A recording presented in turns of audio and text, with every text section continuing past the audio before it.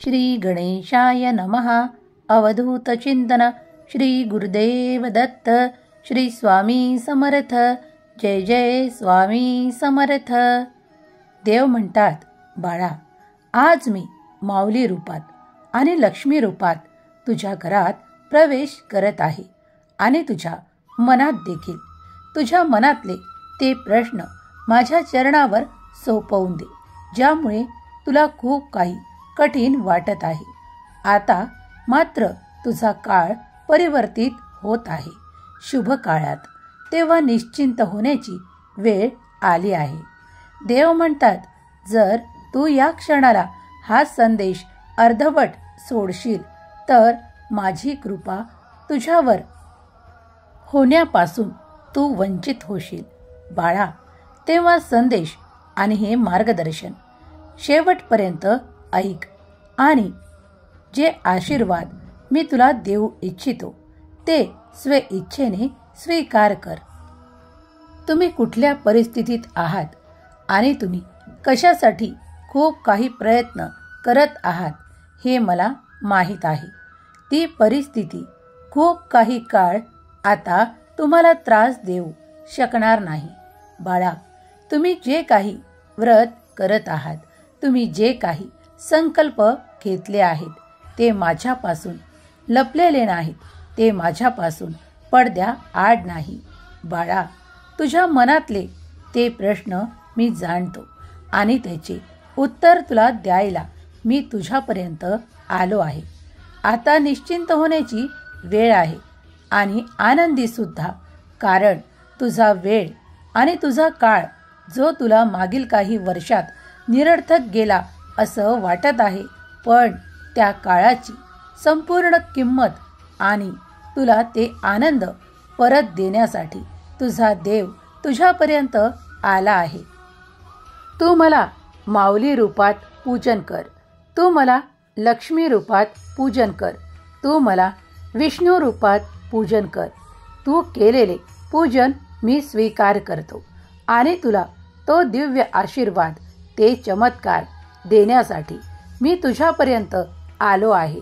तुझी काळजी दूर करण्यासाठी मी सामर्थ्यशाली आहे. बाळा, आता त्या आर्थिक प्रश्नांसाठी तुला चिंता करण्याची आवश्यकता नाही, कारण माझा दैवी आशीर्वाद तुझ्यापर्यंत आला आहे.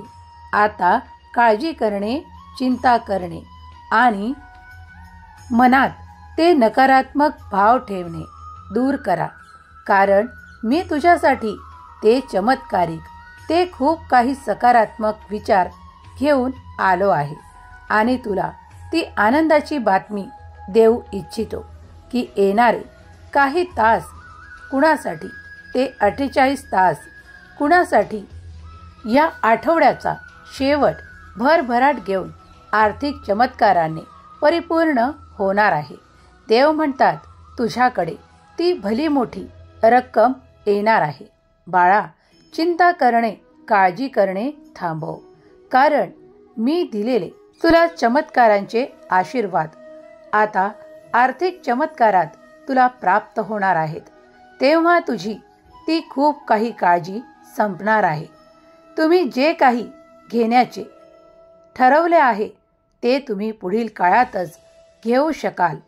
इतकी विपुलता आणि इतकी समृद्धी तुमच्याकडे देव देऊ इच्छितात.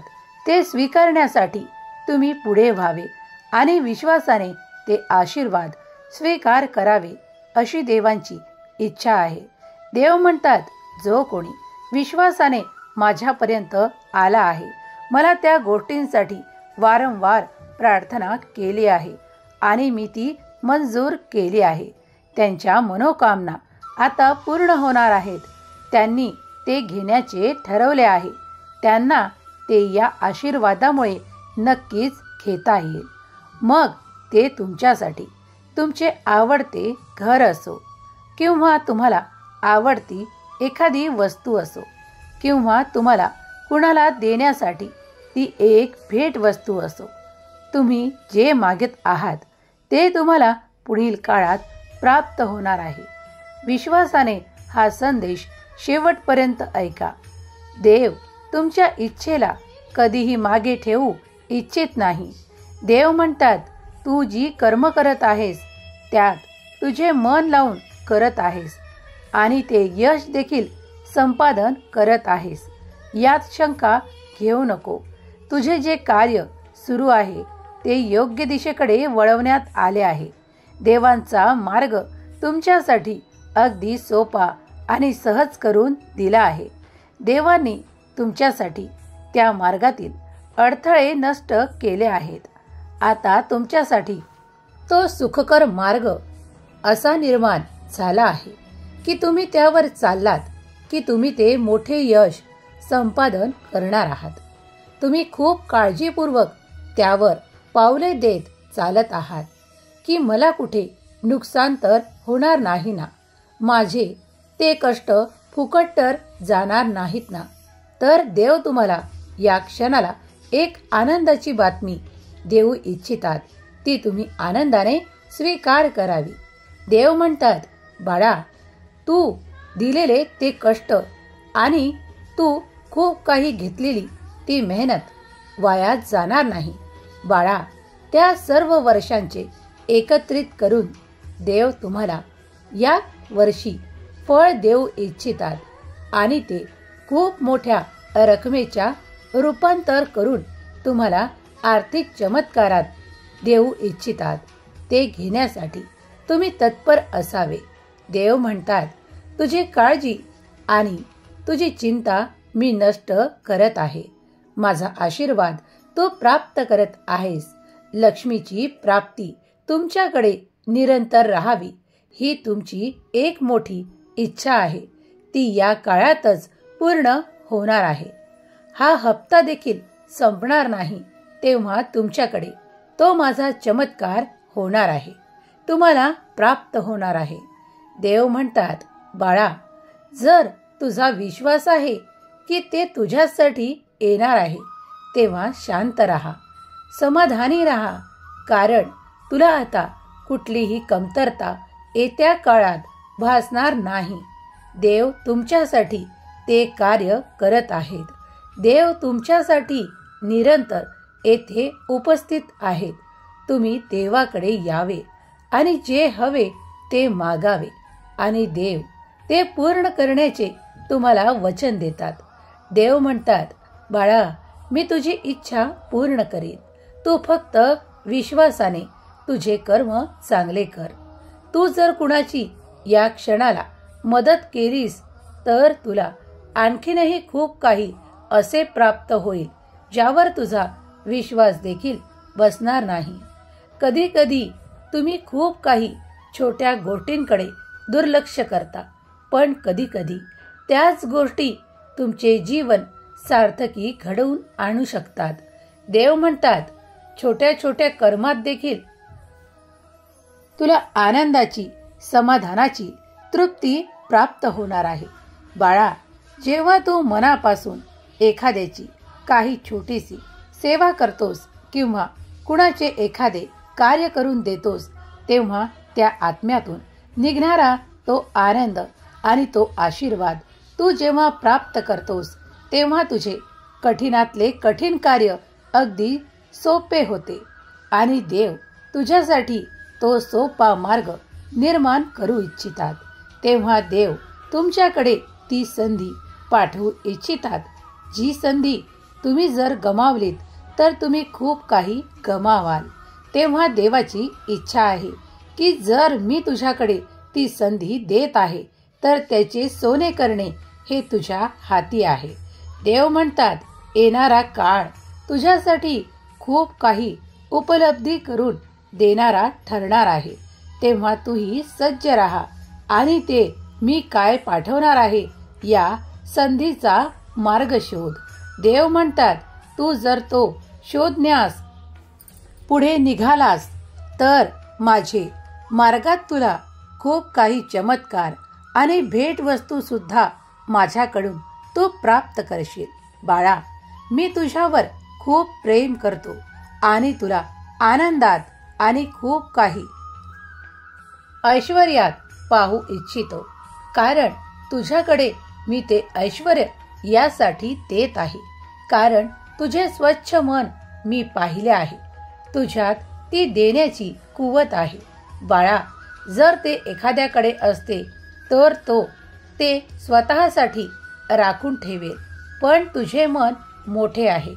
तू सर्वांना मदत करण्याची जी मौल्यवान संधी गमावत नाहीस हे मी तुझ्यात पाहिले आहे. तेव्हा मी तुला तो भरभराटीचा आशीर्वाद देऊन तृप्त करणार आहे. कारण तू माझ्या आशीर्वादाने परिपूर्ण बाळ आहेस. तुला मी कुठल्याही कमतरता भासू देणार नाही. मला माहीत आहे खूप बाळांचा विश्वास बसणार आहे, पण काही बाळ यावर विश्वास करणार नाहीत.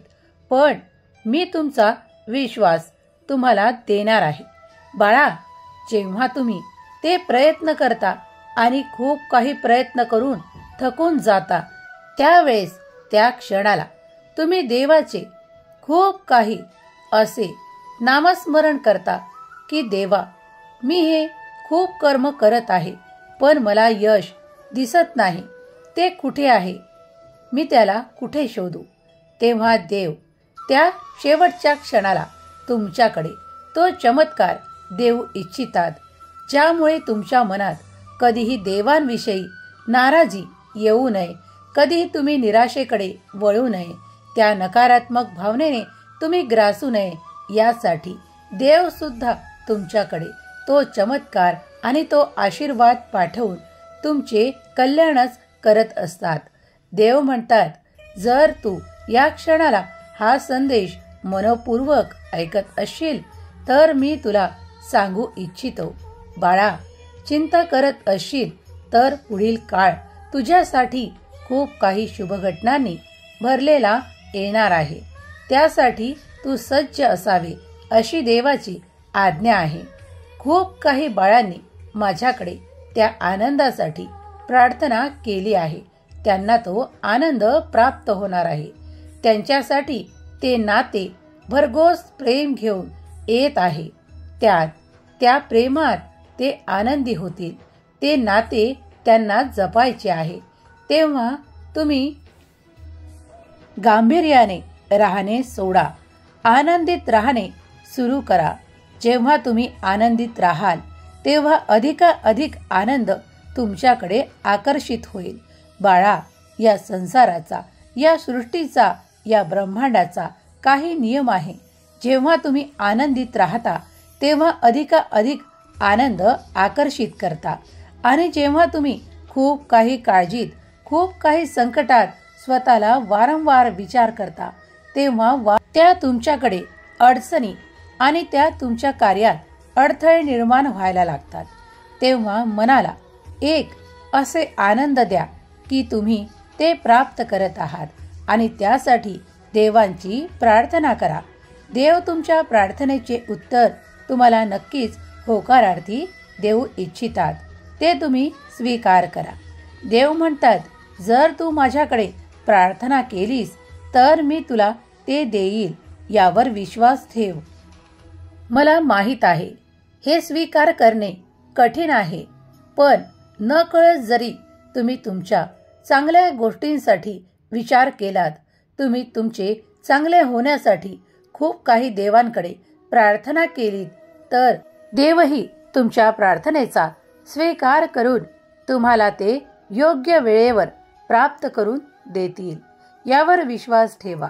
जो कोणी यावर विश्वास ठेवतो तो देवांची प्रार्थना करत असतो.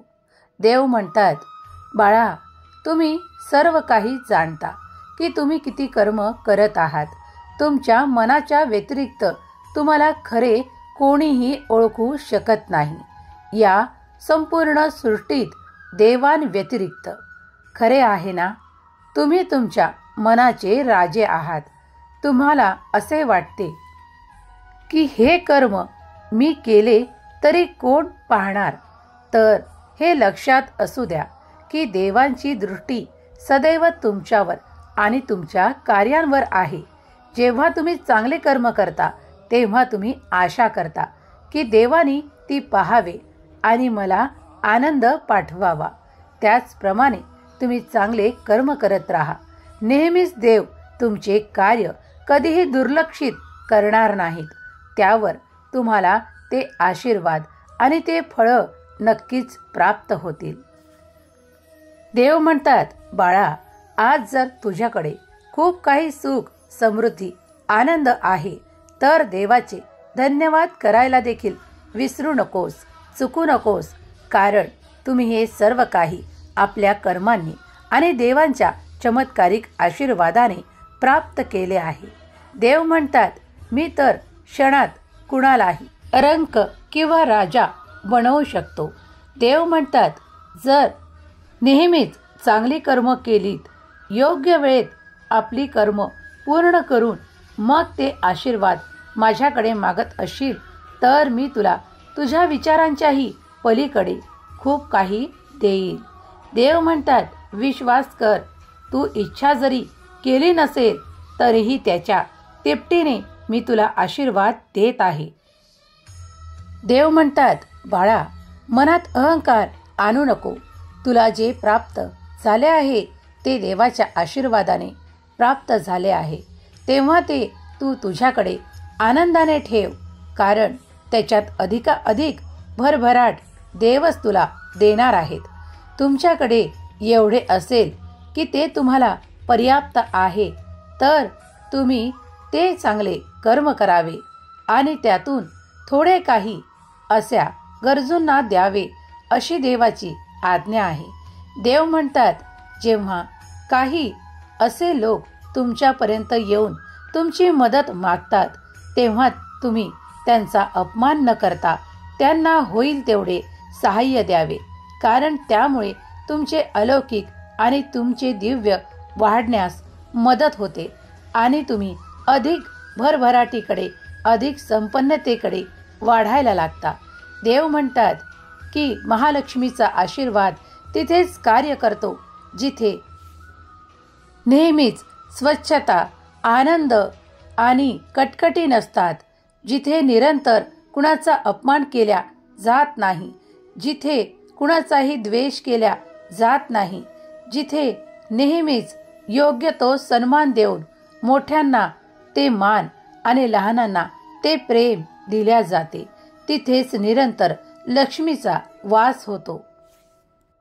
स्वामी म्हणतात, तू जर या गोष्टींचे पालन केलेस तर तुझ्याकडे सुद्धा ती भरभराट प्राप्त होईल.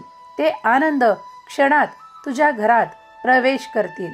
होय बाळा, मी तुम्ही केलेले सर्व काही संकल्प ऐकत आहे. तू कुणाच्याही चुकीच्या मार्गात त्याला मदत करू नकोस. मी तुझ्या सोबत आहे. मी तुझ्या कार्यावर नजर ठेवून आहे. तेव्हा तुम्ही स्वामीच्या दृष्टीतून काहीही लपवू शकत नाही. तेव्हा योग्य मार्गावर चालत राहा. तुम्हाला ती भरभराट, ते ऐश्वर्य प्राप्त होईल. यावर विश्वास ठेवा. महालक्ष्मीचा आशीर्वाद निरंतर तुम्ही प्राप्त करू इच्छिता आणि तुम्ही कर्म देखील करत आहात तेव्हा आता निश्चिंत व्हा. स्वामी म्हणतात, बाळा, मी तुला कुठलीही कमतरता भासू देणार नाही. तुझ्या कार्यात जे कोणी अडथळे आणण्याचा प्रयत्न देखील करतात मी त्यांना बाजूला करेल आणि तुला तो मोकळा मार्ग दाखवेल ज्यावर तू चाललास की तुला ती सुखाची आशा पूर्ण होईल. देव म्हणतात, माझा भरभराटीचा आशीर्वाद मी तुमच्यावर आणि तुमच्या संपूर्ण कुटुंबासाठी देऊ इच्छितो. आता तुम्ही ते स्वीकारण्यासाठी सज्ज असावे अशी मी तुम्हाला आज्ञा देतो.